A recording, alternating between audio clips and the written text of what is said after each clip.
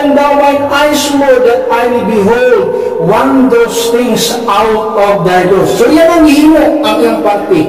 Aron lason niya ang tao, ang katawhan nga naa under sa little grace period, church age period. Gusto niya lason ang awasan niya, pinagi lamang sa pagtuo sa gihimo ni Kristo dito sa cross ng Calvary. Ngayon, iulak niya yung dugo, namatay siya, idubong, nabanhaw, para ang tao makabaton sa siguro nga kaluwasan. It is a one-man rule.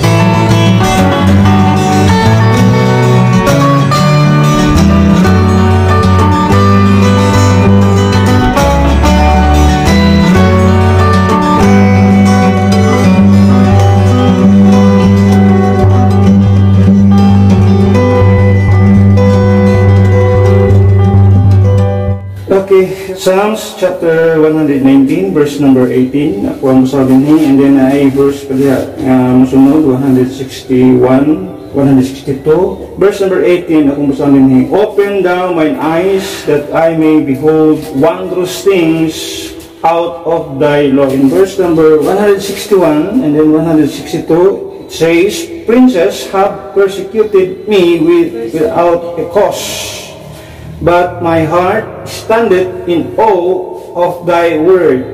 I rejoice at thy word as one that findeth great spoil. Ito makita rin ha. Another praise siya diya. But my heart standeth in awe of thy word. So ito sigutan nilang kabuntagon, the 7 wonders of the word of God. Na ay gitawag o 7 wonders of the world. But it changes as time goes by, no? As time goes by, doon ay mga changes sa mga itawag 7 wonders of the world. Dati sikat man yung mga 7 wonders of the world. In fact, appeal pa nga to ang usa sa mga heritage nga locations ato ang lugar sa Pilipinas ang gitawag og rice terraces. Pero as of this time, dili na siya appeal sa or dili siya part sa mga wonders of the world. But the original gitawag wonders of the world, kining Great Pyramid of Egypt, Hanging Gardens of Babylon, Temple of Artemis at Ephesus, Statue of Zeus at Olympia, Mausoleum and Halicarnassus, Colossus of Rhodes, and then Lighthouse of Alexandria. So muna ang 7 original wonders of the world na wala ma-appeal ng atuang. Sa una appeal na siya wala ko na sa una appeal na atuang nasa Pilipinas, but now di na siya appeal. O daghan ng gawas ng modern wonders, but this kaya akong ibasa mo ni siya ang original gitang wonders of the world. But ang ato sigutan ng kabuntagon, the 7 wonders of the word of God. Sa man ang 7 ka mga kahibulungan nga mga butang na ato makita sa pulong sa Ginoo. As we read verse number 18 diha kaganina, nagisgot siya, usa ka pag-ampo sa usa ka psalmist, ingon siya, open thou mine eyes, so ablihi ang akong mga mata, yun siya, that I may behold wondrous things out of thy law. Ablihi ang akong mga mata, makakita ko sa mga kahibulungan, mga katingalahan butang nga na-address mo ang pulong. Daghang mga tao hindi makakita sa itong wonders, no? The wonders of the word of God. Nga naman, wala sila pwede ampo nga ilang makita unsa ka miraculous, no? Unsa mga miracles nga at makita sa pulong sa Ginoo, and how it forms, so unsa nga kining libro na yung ani siya, unsa giagian ini. Usa na sa itong mga panghisgutan ni kabuntagon karon. The process of Bible's development can be broken down into theological and practical stages. At pagtagad ini kabuntagon ang mga proseso ug nganong naingon kini ato ang Biblia karon, ug makita nato ni siya nga mao ni siya ang mga wonders sa gitawag og pulong sa Ginoo nga atong makita. So di ta magdugay atong tagapagtagad aning kabuntagon. The 7 wonders of the Word of God. Number 1 atong tagapagtagad, the wonder of its revelation. Una atong tagapagtagad. The wonder of its revelation. Ito ang i-discuss. Now, ato makita din I believe it's from God to man.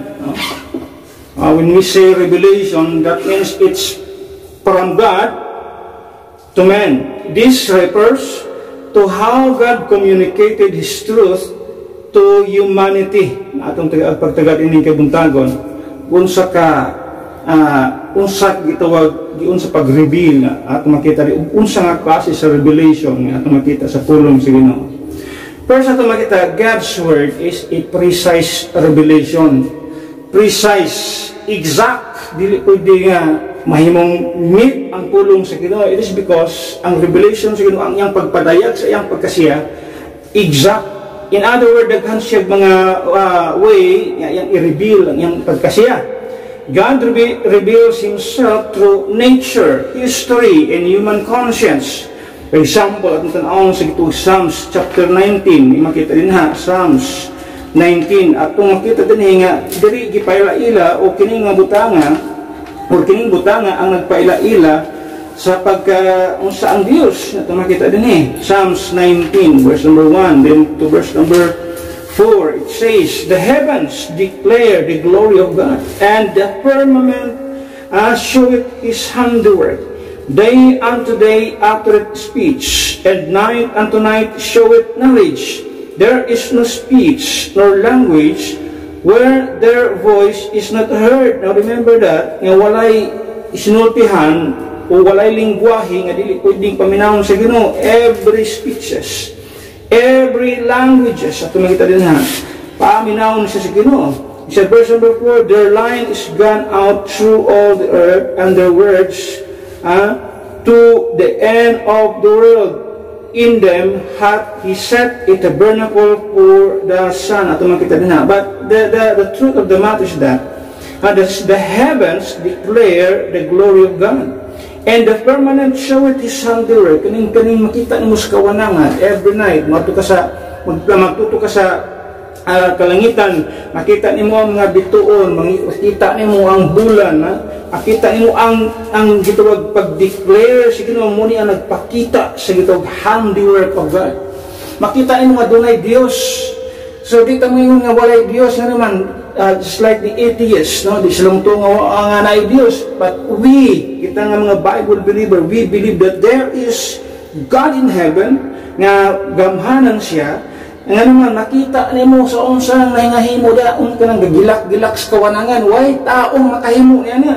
Exact, there's a divine being nga naghimo niya na, and I believe that is God in heaven at makita nga mo'y naghimo yan ang tanan. So kanang mga kawanangan, kanang gitawag makita sa kawanangan, kabituunan mula sa panadiha, mga binuhatan sa Ginoo ug mo na nagpadayang nga kana siya trabaho sa Dios.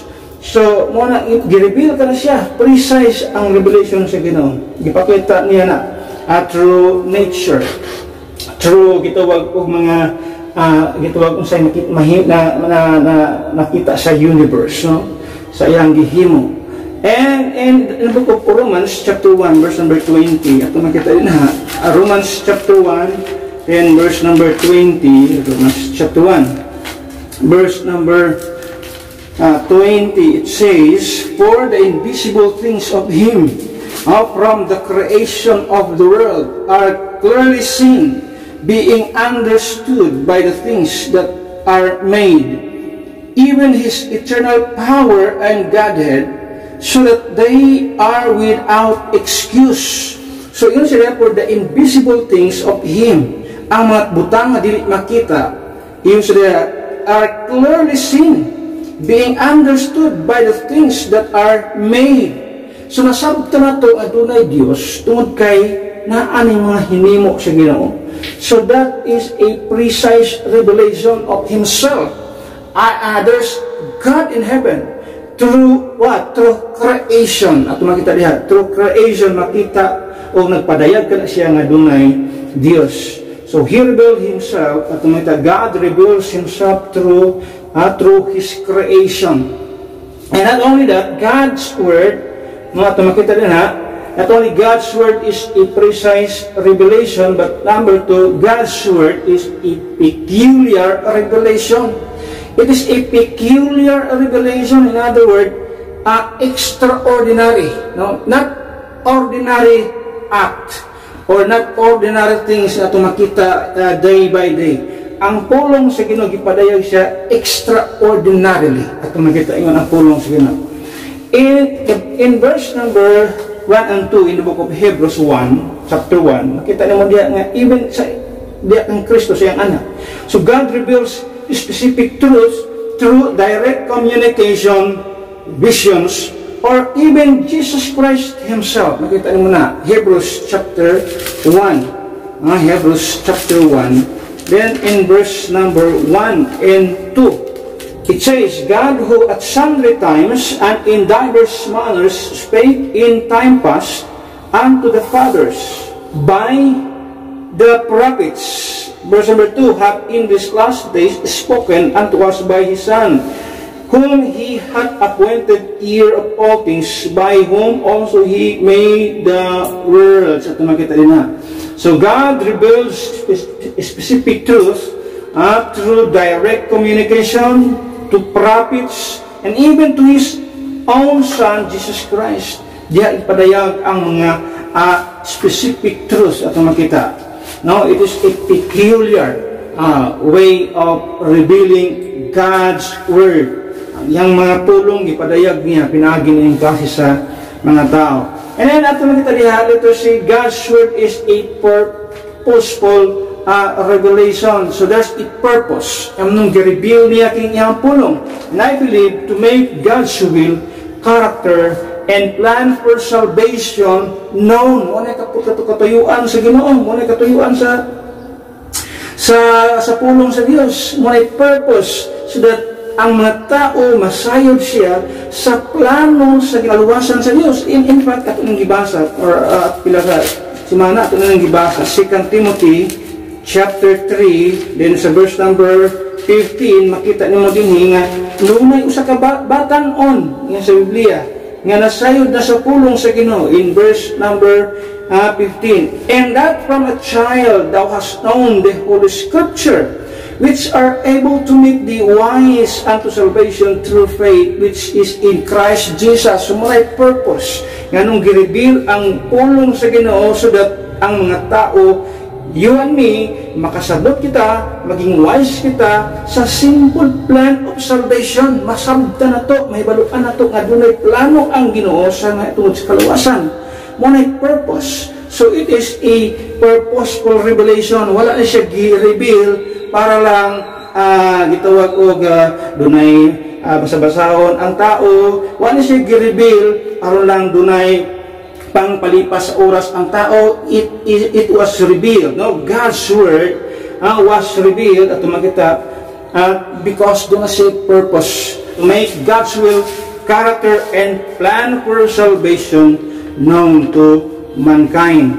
And then not only that, at makita din ha, actually, na ko na siya i-elaborate pag-ayaw because there will be gitawag og another sermon about this revelation. Ako lang yung ihatag ang pito ka mga truth ni ini. So, tumita din ha, letter day, God's Word is a profitable revelation. So, doon na siya kapuslanan. Doon na siya hatag lang niya para ibutang niya sa mga shelf. No, daghang kay mga Biblia ginabutang sa mga shelf, ginabutang sa asadapita. Dili ingon ana ang purpose sa Ginoo lang, kun dili ato ni sigihatag ni sa Ginoo tungod kay duna ni siya kapuslanan. It is profitable. Asumpay itong gibasa ganina din na. Ang sumpay din na is in verse number 16, all scripture is given by inspiration of God. Yun siya, and is profitable for doctrine, for reproof, for correction, for instruction in righteousness, that the man of God may be perfect, thoroughly furnished unto all good works. At ato makita din nga ang pulong sa Ginoo dunay kapuslanan, gireveal siya, kay duna siya kapuslanan sa doktrina, sa pagpadlong, sa pag-correct tao, paghatag og instruction nga magkinabuhi diya in righteousness. Anong dunay mga tao karon nga wa nagkinabuhi in righteousness? Kay walay pulong sa Ginoo. Look at those people nga walay pulong sa Ginoo, di ba? Ang kinabuhi yabag. Di ba ang kinabuhi balikog, sana kanang hangkurbadas kinabuhi. Pero ang tao, mostly sa mga tao nga dunay yanay katudluanan sa pulong sa Ginoo, not all but those Bible or real Bible believing Christian, at makita din nga mauni sila ang mga tao nga makita nimo ang kinabuhi tarong ang kinabuhi, why bisyo ang kinabuhi nga naman nagkinabuhi in accordance sa unsay instruction sa pulong sa Ginoo nga naman mauni katuyuan nga dunay pulong ang Dios para tagaan kita og mga instruction unsaon pagkinabuhi dias mga pagkamatarong. But I was saddened sa mga tao karon nga nag-claim nga mga Bible believing Christian. Muna ilisod kayo, di ako kasabtan sa mga claim ng mga Bible believing Christian. Pero asa mo dapit nga itong mga tao nga ang utok kriminal. Ang mga utok, mamamatay tao. Can you imagine anang klase sa mga Kristohano? I will never di nyo kumusay, mo choose. Kumingon ang sa katao, choose you this day, asa ka nasay. Di kumusay sa katao nga ang utok kriminal. Musay ko sa unsay gisulti sa pulong sa Ginoo nga kinabuhi in a righteous way, dili ng kriminal o mga utok. Lisod kining klase sa mga tao nga nana. Wala gitagaan tag instruction sa Ginoo nga magkinabuhi in righteousness. Imong gidapigan ang imuhang kauban sa kinabuhi, ang imuhang idolo sa kinabuhi, kriminal ug utok, asa man ka mangitaan na. Nga klase sa pagpanghuna-huna, tarong pa ba na klase sa pagpanghuna-huna? O na overwhelmed na sa gituwag og ideolohiya nining kalibutan ni. God's word is a prophetable revelation. Doon na siya prophet, doon na siya kapuslanan to give instruction sa pagkinabuhi des pagkamatarong. Atong nila revelation gitawag og God's word is a prophetical revelation. It is a prophetical revelation. Nagisgot tag prophetical prophetic kining Biblia ang atong tagaag pagtagad. Na usahay ang mga tao adto mo tutok niya ng mga naghula-hula muuni siya ang mahitabo sa umaabot nga panahon. Napay isa ka pastor karon anak ko sige pasiatag nga atudang year 2022 nga iyan na daw nang gideclare nga ang Amerika masunog. America is burning. Can you imagine nakabasa lang nakita nga daghanag mga instances sa Amerika nga sige na sila kasunog ya, mga wildfire permanente nang hitabo sila. Iyan gideclare nga ikuan kuno nga iyan nang tan-aw sa unang panahon gisulti na America is burning. Can you imagine ang klase sa mga tao para lang to look as relevant as he is. But ato makita din ang pinakanindot nga prophecy wala ang pulong sa Ginoo. Ang sisulti sa pulong sa Ginoo diya. In the book of 2 Peter chapter 1 verse number 20, it says, knowing this first, that no prophecy of the scripture is of any private interpretation, for the prophecy came not in the old time by the will of man, but holy men of God spake as they were moved by the Holy Ghost. So ato makita din this book, this word, ato makita din it is a prophetical revelation. So when you look some prophecies, when you look some events in the future, you should go to the Word of God. Dili ka sa pulong sa Ginoo. Dili ka maadto ni kinsa nang dili ka di maadto di man na siya moy di man siya authorized nga prophet nga moy musulti sa mga future events. There is the Word of God, ito makita na, nga mo authorized to tell anything nga mo'y mahitabo sa umaabot kining pulong sa Ginoo. Why? It is a prophetical revelation. It tells us about future events, mga eschatological events na makita sa pulong sa Ginoo. Naaadili ini nga libro at makita din. And ng letter F at makita din God's Word is a progressive revelation. It is a progressive revelation. So, ang pulong sa Ginoo sa yang gi-reveal sa tao, dili isa kabundakan, imo na tanan diya, dili yung ana as mo'y gituuhan sa mga tao. Dili nga ang tanan nga gisulti sa Biblia o ang pulong sa Ginoo gi-reveal na ko tanan kang Moses, dili diha gidakdak sa Ginoo, gibundak ni isa ka higayunan diha. Muna nga, we believe nga ang pulong sa Ginoo is a progressive revelation. Step by step, period by period, ang ato makita din ang pag-reveal sa pulong sa Dios. Natanong sa Romans chapter 16. Romans chapter 16, verse number 25. And then verse number 26. He said, now to him that is of power to establish you according to my gospel and the preaching of Jesus Christ according to the revelation of the mystery which was kept secret since the world began. So there were things nga ato makita din nga kept secret since the world began. Iyon sa verse number 26, but now, ang pulong sa Ginoo, is made manifest and by the scriptures of the prophets, according to the commandment of the everlasting God, made known to all nations for the obedience of faith. Ito nakita rin So it is a progressive revelation. Dili isa kabundakan, ang sulti sa pulong sa Ginoo. So ato nakita rin nga ang panahon ni Adam, dili siya managot sa panahon nato karon. Kung sa gisulti sa Ginoo about sa ato ang panahon karon, dili siya accountable niya. Sa panahon ni Moses, dili siya accountable sa atong panahon karon. O dili pud ta accountable sa panahon sa unsay gisulti kadto kang Adam, kadto kang Moses, o kadto sa mga forefathers. Dili ta accountable ito. Ang atong accountability is karon unsay gisulti sa ato ang Ginoo, unsay gi-reveal ni Ginoong Hesus ngadto kang Apostle Paul, muna atong accountability. Dili ta accountable atong nangunang mga tao. Karon ang atong panahon mo ta accountable ta diha. Kung wa ta kasayod na so na lang wa ta kay balo unsay gisulti sa Ginoo karon. Now if you fail to acknowledge that our spokesperson in the dispensation of the grace of God is no other than the Apostle Paul, paltos juga dia. Daghan ka ilas imong kinabuhi.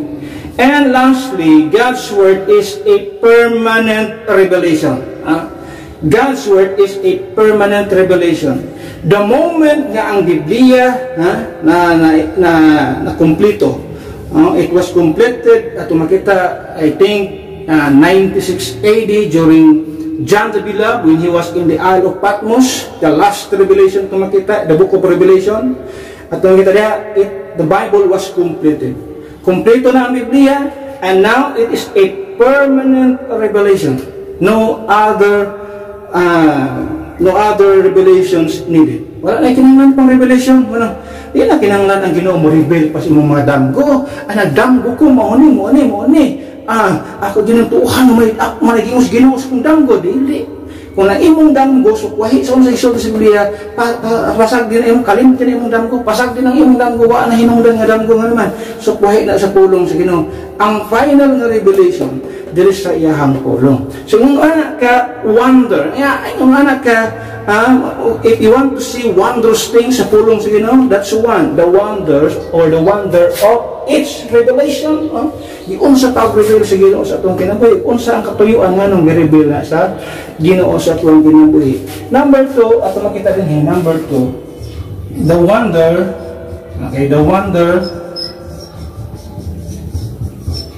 of its inspiration. Ato makita, the wonder of its inspiration. That's number 2. Unsa ang gitawag wonder sa inspiration? Unsa ang kahibulungang butang sa inspiration sa pulong sa Ginoo? Now, I believe this book is not an ordinary book. This is not an ordinary book. Atong magta, inspiration refers to the divine influence on human authors of Scripture, ensuring the writings convey God's message. Muna ang pinaka-importante diha. Atong gibasa ganyan, si Timothy, it is all Scripture is God's breath. Atong diskutan itong milabay, unsa ng God's breath, usa na kagininhawa. Ang usa kagininhawa, kinabuhi ka na siya. The breath of life. So, it is, God's word is the breath of life. That's why, muni ang pulong sa Ginoo makaluwas sa kalat sa tao. Makabuhi siya sa patay ng espiritu sa tao. Without God's word, ang pulong sa Ginoo, si Kristo Jesus, the word that I speak unto you, they are spirit and they are life. That is why, kining pulong niya, pulong sa Dios, buhi kini siya kay gininhawa kini sa Dios. Ang patay nga espiritu, kita nga tao, patay ang ating espiritu, it is because of sin, pero pwede na siyang mabuhi pinaagi sa pulong sa Ginoo. Yung anak, ka-importante ang pulong sa Ginoo, and that is inspiration. And because of that inspiration, muna'y maghatag ka na ito kahibalo.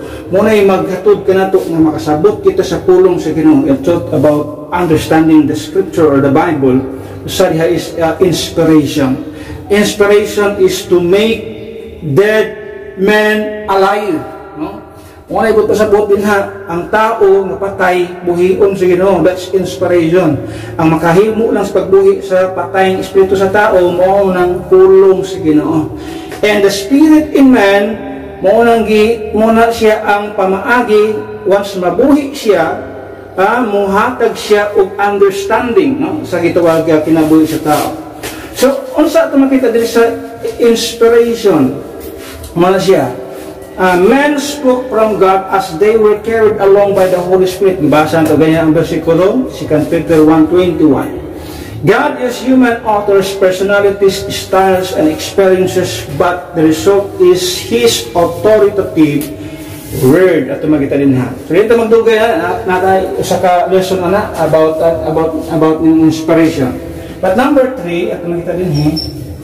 Number 3, the wonder of its preservation. Preservation. The wonder of its preservation. Kung sa pag-preserve ang pulong sino. So, kung natin makita din it's from stone or clay to papyrus, how the Word of God was being preserved. Preservation refers to how God safeguarded His Word throughout history. At makita na. So, at makita ang pulong sa Ginoo sa word niya preservation, ang atong unang makita din is first the divine providence. Doon na gitawag divine providence. When we talk about preservation sa pulong sa Ginoo, doon na gitawag divine providence. Many believe, at makita niya, many believe God's hand ensured the Bible or the Bible's survival through huge persecution and attempt destruction. At makita niya, ang mga tao gusto ning i-destroy ang pulong sa Ginoo. And in fact, makita nimo sa history sa pulong sa Dios nga dunay hari sa time ni Jeremiah, they try to destroy the word of God. Pero usay gihimo sa Ginoo, gi-preserve niya ang iyang pulong sa Ginoo. At makita sa book of Jeremiah, mabasa nimo na diha nga daghang dunay king gustong i-destroy kining pulong sa Ginoo, pero di sila madaugon sa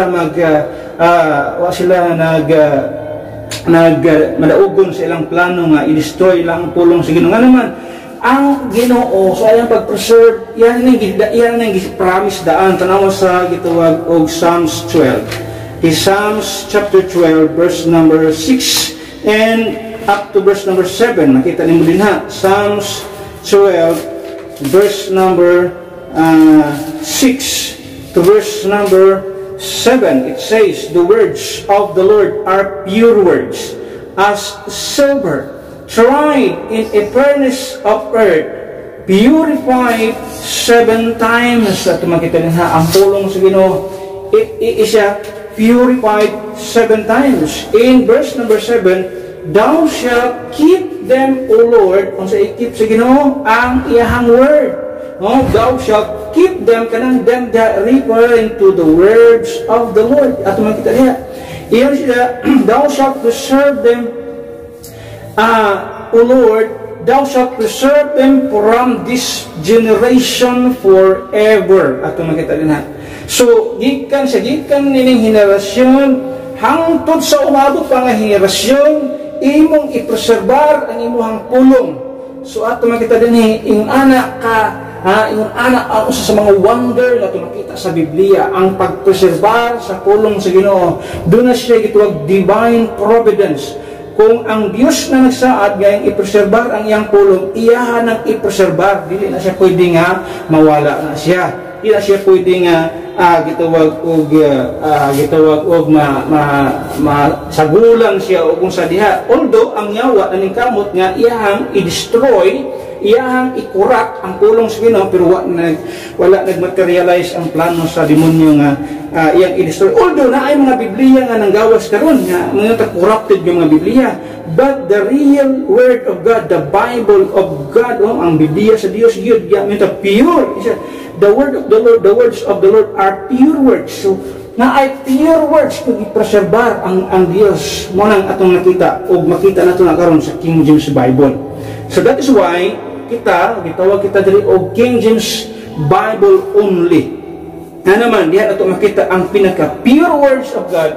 Ngayon gisulti din nga iyahang gipreserbar karon. Just like unlike sa ubang nga mga translation nga daghan kayo ang makita nato nga mga issues, daghan kayo makita nga mga gitawag og mga dili makita o dili maayon nga mga nahitabo sumala sa history, ug makita nato sa iyahang gitawag even sa iyahang gitawag og iyahang sulat or manuscripts nga imo ato ikaduha diya. Not only divine providence, there's also manuscript evidence. Muna ang importante, manuscript evidence. O makita ito, ang atong Biblia is a preserved. Ganun ato lang i-claim nga, kining King James Bible is a preserved Word of God. The real Bible, the real words of God, preserved in a King James Bible. Atong lang masulti. It is because of the manuscript evidence. Can you imagine ang mga manuscript atong makita sa King James Bible? Kita ang naay majority text. No? Kita ang naa sa majority. Ang majority sa mga manuscripts nga nakuha, na-recover, naa sa King James Bible. Ang sa mga modern translation, 45 lang na siya. Pero kita, more than 5,000 manuscripts. Evidence nga ito makita nga naa sa King James Bible. That is why we, as King James Bible believer or King James only believer at makita din nagtuo ta nga ang preserved Word of God mao ang King James Bible. And not only that, yung si Kristo nagsulti siya din naana siya gisulti daan in the book of Matthew chapter 4. Matthew chapter 4 nagsulti na si Ginoong Hesus sa iyang pulong nga gitawag niya nga every word of God. Every word of God. Verse number 4, it says, "But he answered and said, It is written, Man shall not live by bread alone, but by every word that proceedeth out of the mouth of God." So kung makakita kag mga Biblia, nga daghan na kayong bawas, makakita kag Biblia nga ang mga usa ka chapter gitanggal na, usa ka part sa usa ka chapter gitanggal, mga bersikulo gitanggal, mga phrases sa Biblia gitanggal na. Ay nagtuoan ang Biblia nga ano man. Ang every word of God nga gisulti sa pulong sa Ginoo, importante kay na. How can you have every word of God kung ang imong Biblia wala na diha ang uban nga mga litra, wala na ang uban diha nga mga wording. Kung ang importante kayo nga naa kitay sakto nga translation o mga itong gamiton unya po sa ikapila punto niya. Nga kini atong Biblia nga gigamit, usa ni siya kagitawag o preserve nga text, yan man, na atay gibasihan si Kristo mismo nagsulti siya diha nga, but by every word that proceeded out of the mouth of God, ang tao mabuhi. How can you live kung wala ang every word of God sa maong Biblia? Pangitan na ay mga teksto na gipangkuhaan na ang mensahe sa kaluwasan gikurap, giusab ang mensahe sa kaluwasan. Instead nga ang kaluwasan is yes Ginoo, ang gihimo ang kaluwasan maningkamot ka. Nausa ano pagkaluwas nga na karon? Ang gisulti sa mong Biblia maningkamot ka ngadto sa kaluwasan, di na siya pwede nga ingon ana. Dapat ang atong mensahe sa kaluwasan, especially in the church age, consistent kita nga ang atong kaluwasan is by what Jesus did on the cross, by His blood, by His blood, faith in the blood. Now, how can you be saved kung nagbasa ka sa Biblia nga anemic imong Biblia, just like the NIV? Kung sa rin ang NIV, ang NIV, they try to take away the word blood sa maong Biblia. That's why ato nang itawag ka ng Biblia nga anemic Bible. Ano naman? Bloodless. Why blood? Ito makita din nga. Instead of blood, gilisan of death. So, usahan yung pagkaluwas nga, ang imong pagtuo, lahi. Ang ato ang gituuhan din sa ato ang sa pulong sa Ginoo nga ang atong kaluwasan paid by the blood of Christ. That's why importante kayo nga dunat kitay pagtuo sa iyang dugo, faith in His blood. Masulti sa Romans chapter 3 verse number 25. So that is why importante kayo nga every word of God na sa preservation sa Ginoo, importante kayo ang manuscript evidence. And the evidence of manuscript nga naa sa King James Bible, more than 5,000 manuscripts ang na-acquire or na-recover nga mo'y basis sa tuwang King James Bible. Unlike sa mga modern translation nowadays, they only recover 45 manuscripts ang ilahang na-recover. And ang pinaka-sad thing diha is that kana ang mga manuscript na ilang na-recover ay wa pa yun nagkasinabot. Di pa magkasinabot po, pasabot nagkasumpaki pa sila sa daghan kayong mga instances o daghan kayong mga passages sa mga libro. But our King James Bible, our text, our manuscripts at makita diha, they align 99% sa ato ang mga manuscripts. And not only divine providence, manuscript evidence, but also historical occurrence. Ang sa may mga history, if you look at the history of the King James Bible and how it forms, ma-amaze ka. O muna gitawag mga mao ka sa Word of God. Muna siya atong magbasa ganyan, nagitawag atong kita that I may behold wondrous things out of thy law. Atong kita din.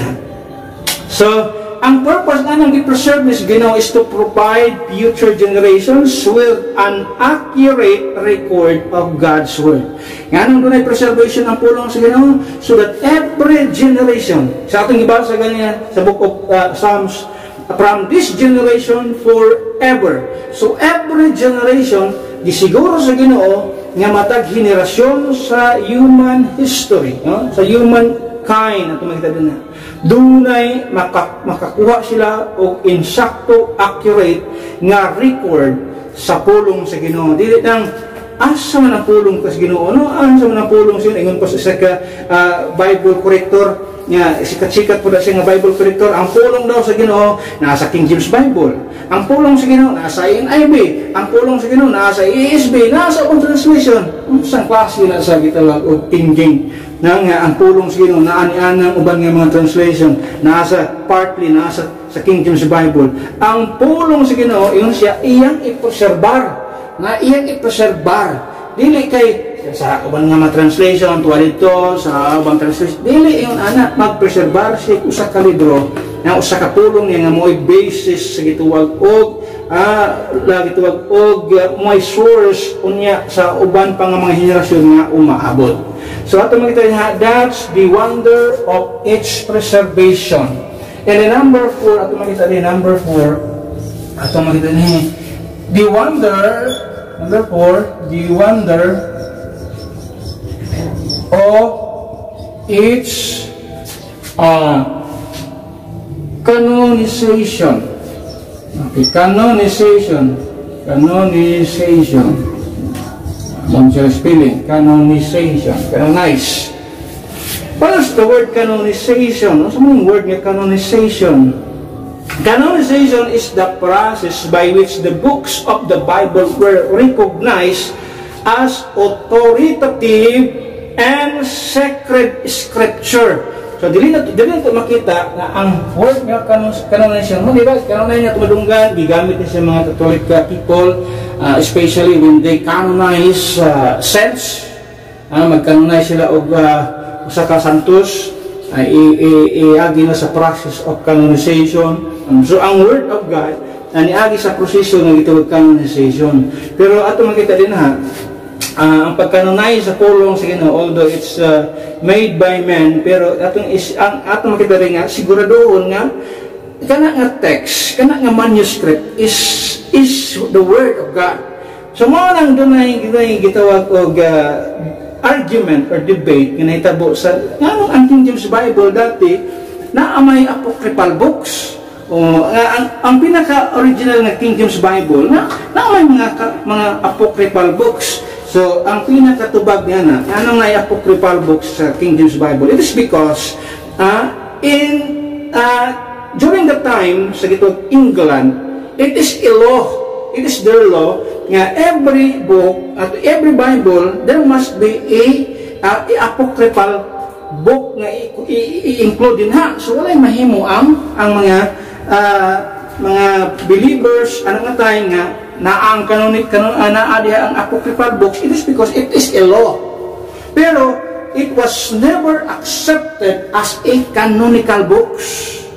It was never accepted by the real believers, by the Christian, nga ang mga apocryphal books part siya, canonize siya, kanang itong sacred text siya. Ano man, daghan kay mga instances, daghan kay mga reason, naam sila reason na kanus alang mahimong canonical book or part na siya kitawag canonical books, kanang usa ka libro diha kung naa siya gitawag ang pinakataritan-aw nila, especially sa gitawag og New Testament, no? Sa New Testament naa sila gitan-aw nga na sila basis diha. Ang sa una nga basis diha ato makita is there an apostolic origin? Usa sa ipangutana diha, kana ba nga sulat, kana ba nga history, kana ba nga libro, doon na ba na siya apostolic origin? Or doon na ba na siya apostolic authority? Now, if the apostles, if Jesus Christ Himself and the apostles never quoted any verse from that book, dili na siya appeal sa canonical books. So, wala nila gi-appeal. So, ang mga Christians at the time, they never believed that the apocryphal books were part of the canonical books. Manang proseso sa pag-canonize o pag-ila sa text as sacred or authoritative. Manang importante kayo, mga tao mo tanaw niya na, manang ang pag-ila diha, kana ba nga libro, wala ba na siya gisupak na spikas, wala ba na siya wala ba siya gikuan din ha, tudlo diha nga sukuhay sa gitudlo sa Biblia. So usa sa mga basihanan nila nga wala bay contradiction nga gi-quote na i-compare sa Biblia sa ani gid nga nagilang nga sacred text. So nang yung ana, that's why apocryphal text wala siya nga appeal sa canonical books. So that's the process of canonization. So the wonder of its canonization, yung sa pag-ila nga kini sacred text, kini gitawag og authoritative text. Kini wa dili ni siya appeal naman. Ang sa imong gipansulti, walay basis, walay cross references nga makita sa Biblia. So walay apostolic authority, walay apostolic origin ato makita ni nga text nga kini nga libro. So di nato na i-include diri sa mga process. Di nato na i-include din sa Biblia. So, muna yung mga process ato makita sa pulong sa Ginoo. Now, naato sa itawag number 5 dinhi. Number 5. The wonder, ato makita number 5, the wonder of its transmission. Okay, transmission. Yun sa pag-transmit ang pulong sa Ginoo. Ha? O sa may mga wonders. Now, remember nga ang pag-transmit sa pulong sa Ginoo from papyrus to vellum to paper at daghan kay mga pamaagi na. Asa man nagsulat ni pulong sa Ginoo?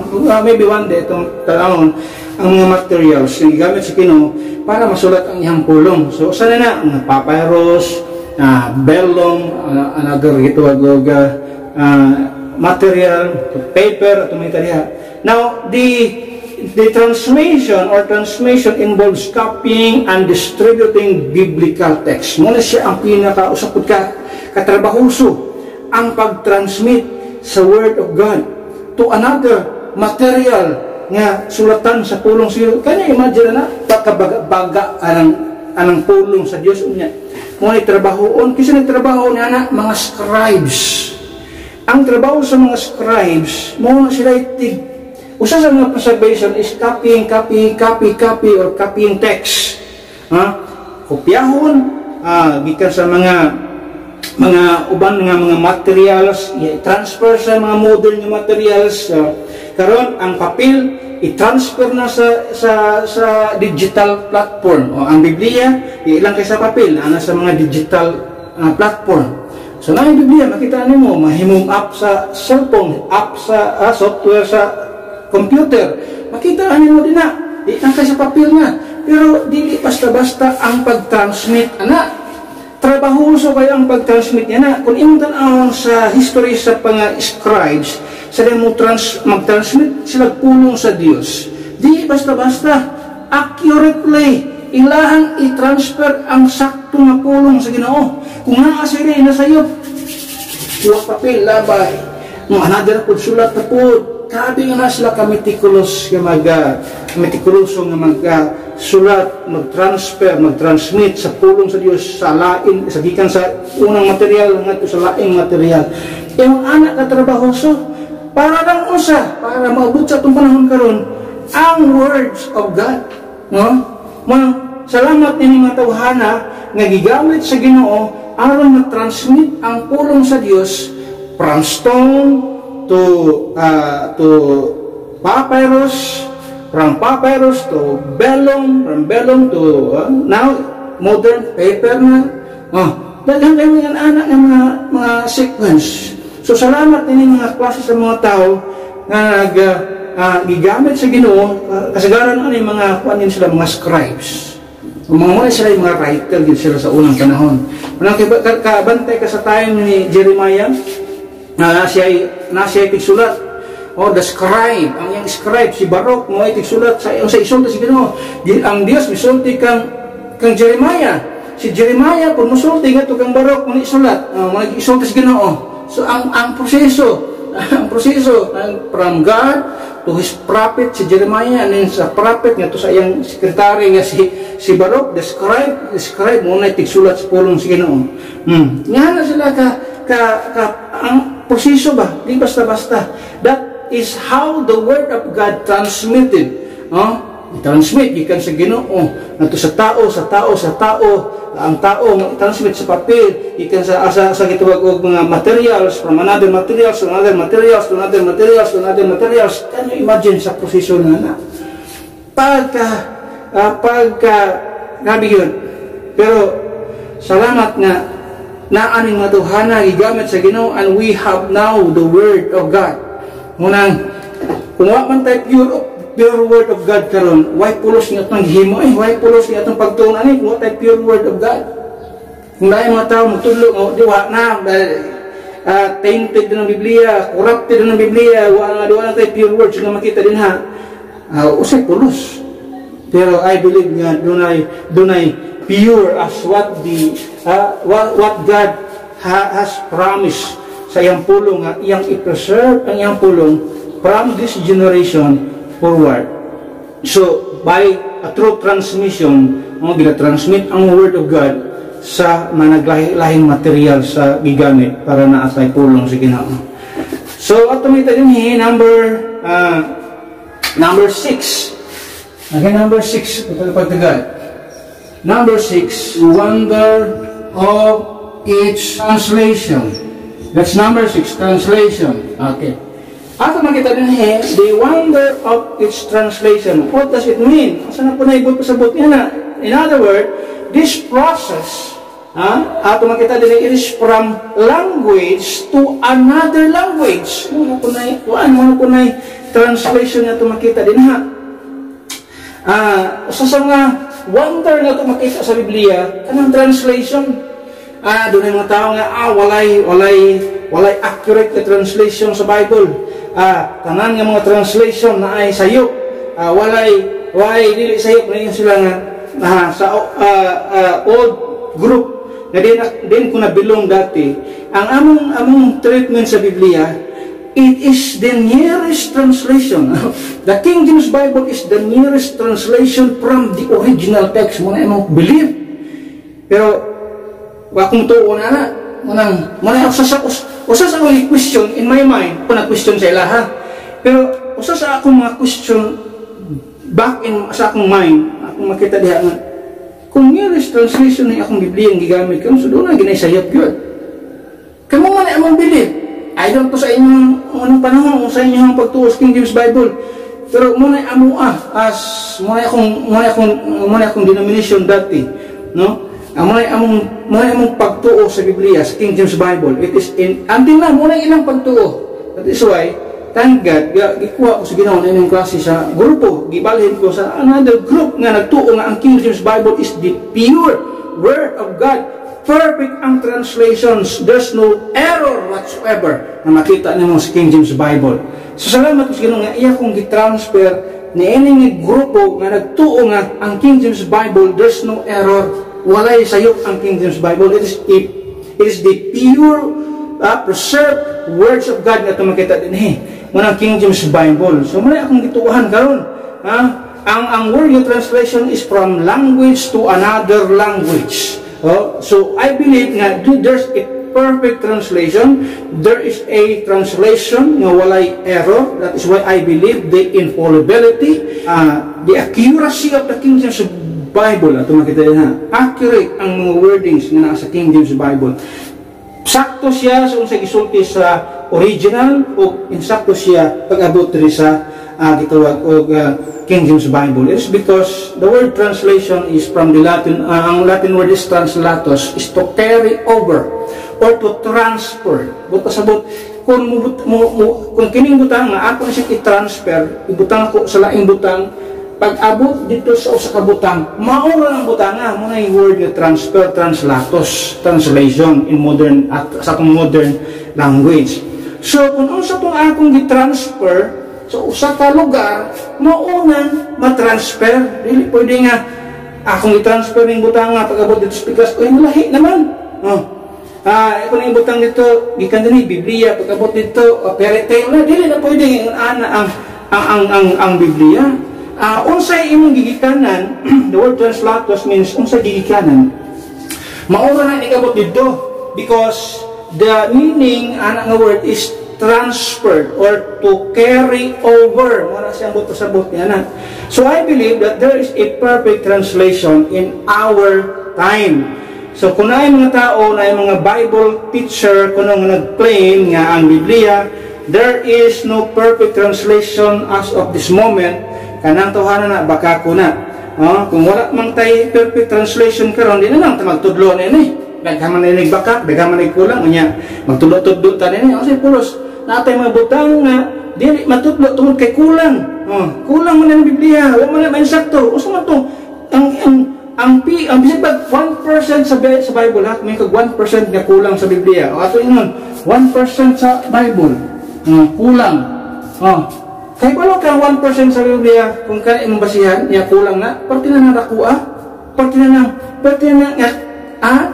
na kadako, nga truth ang wa naabot sa ato kung naatay Biblia nga dili sakto. Kung muna'y thinking, muna'y reasoning sa mga tao nga, 1% siguro sa itong Biblia, na kulang diha, o na mali diha, that means, ang Diyos nga itong gialagaran, nasa gibiduhol nga 1% sa iyang pulong nga di maabot sa ato Nga, ang sama ito pag isulti nga, God is just, God is fair.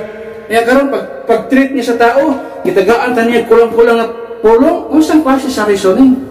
So that's why I believe that the King James Bible is the pure, perfect translation of the Word of God. So ato makita din So it is language from language to another language. Mga translation. Translation ensures the Bible is accessible in different languages. Muna gusto sa Ginoo nga ang iyang pulong accessible siya sa tanang tao, dili pwede nga sa tanang lingwahe sa tao, dili pwede nga dili siya ma-access sa ubang tao.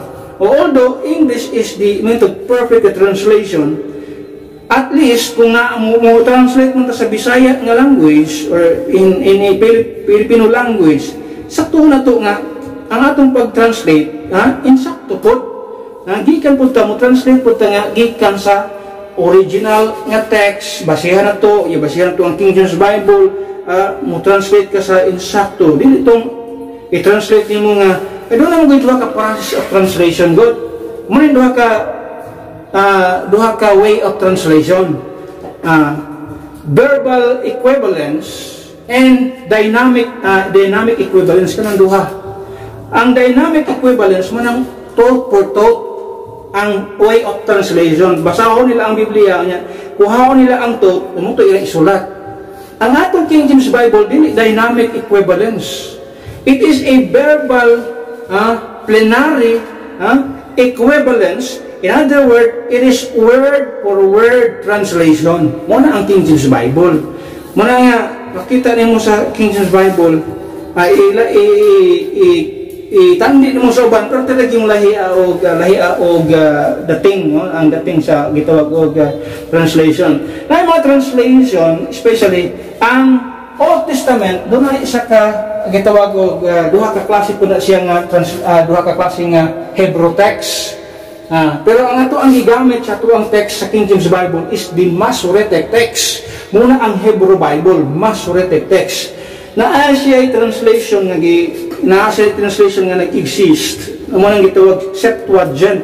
Septuagint is 70. So that is a translation from Hebrew to Greek. So that's why ang atong gibasihan din ang lisod lang sa Septuagint is daghan siya mga error, daghan erroneous ba, daghan siya error sa pagka-translate.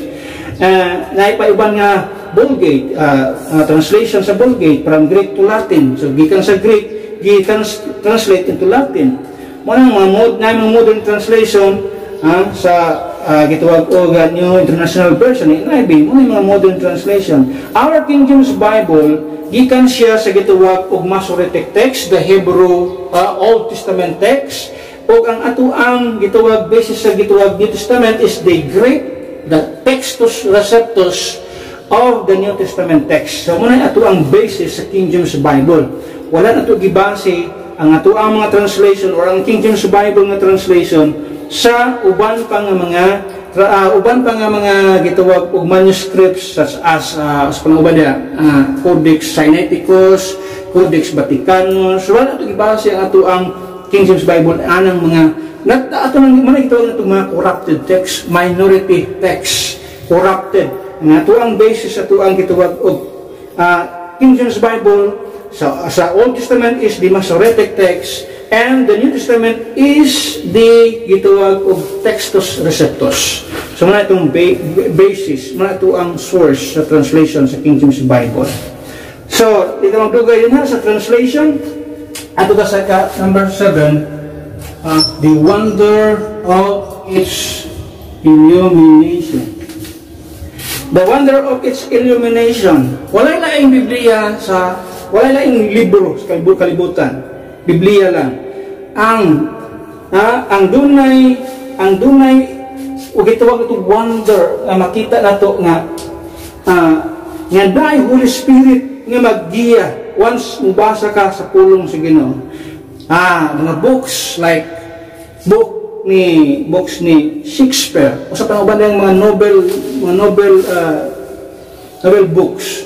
Walay Holy Spirit diha nga mag-guide, mag-illuminate sa tao. Dili lang ka makakita sa libro sa Dios nga naay Holy Spirit nga mag-giya sa tao. In John chapter 16 verse number 13 ato na siyang gibasa minabay, the Spirit will guide you into all truth. That's illumination. In other words, na ay maggiya na to. Every time magbasa ta sa Biblia, manang careful lang ta nga naman, kay usay pud ang hiyawa, naalagi siya yung Biblia, pero careful ta nga, ang atong gibasa, ang words of God, because the time nga ang atong gibasa words of God, the Holy Spirit will guide you into all truth.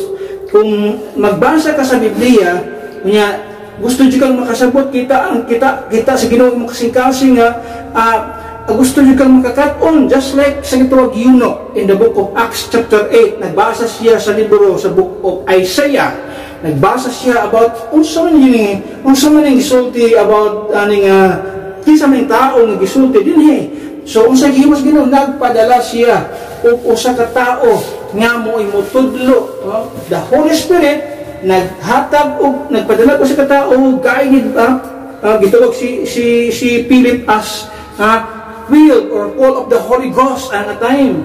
Puno siya sa balang Espiritu. Si Philip, so ipadala siya, dikalit siya tunga sa wilderness, gitudluan niya ang maong tao, ang itawag eunuko, para pastabton siya sa pulong sa Dios.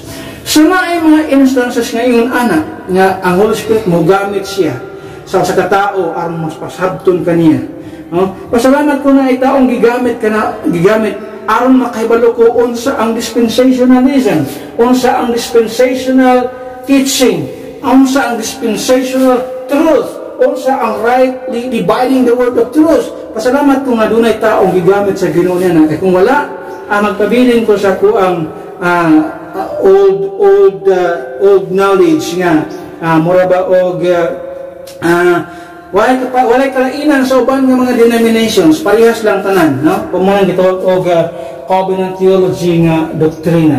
Pero pasalamat ko nga dunay itaw gigamit ang Ginoo aron ko makasabot o aron na masugatan ang sakto nga pagtudlo sa pulong sa Ginoo in a dispensational setup. So diyan ako nakitaan ang kalainan, diyan ako nakitaan ang broad nga paglantaw sa pulong sa Ginoo. Usahay mong God, tungod sa atong denomination, na atay mga biases sa tuang gitawag og pagtan-aw sa pulong sa Ginoo. Tungod sa lain mo pabor sa tuang pagtulon-an, adiya ta mo stick, bahala na nang ikonsulti sa Ginoo bisag klaro na kayo nga once na ka sa debate, kanito nagdebate mo, kanakay kadebate usa ka denomination nya mo iyang belief sa salvation, ang iyang belief is works, nya ikaw dili works. Bisag daghan kayo mga instances sa Biblia nga nagsulti nga ang kaluwasan sa Old Testament na works, na part ng works nya sa New Testament na part ng works. Magdebate dyan mo diha, imo yung pagtab niya, dili lagi, pero sakto gutong iyang isulti sa Biblia. Pero once naka sa dispensational setup, naka sa dispensational teaching, both na ng ilang gi-claim ng mga bersikulo, they are true and they are words of God. Ato makita din ha, wala isang sa tama ang gi-claim nini sa denomination nga ang kaluwasan sa Old Testament is by works.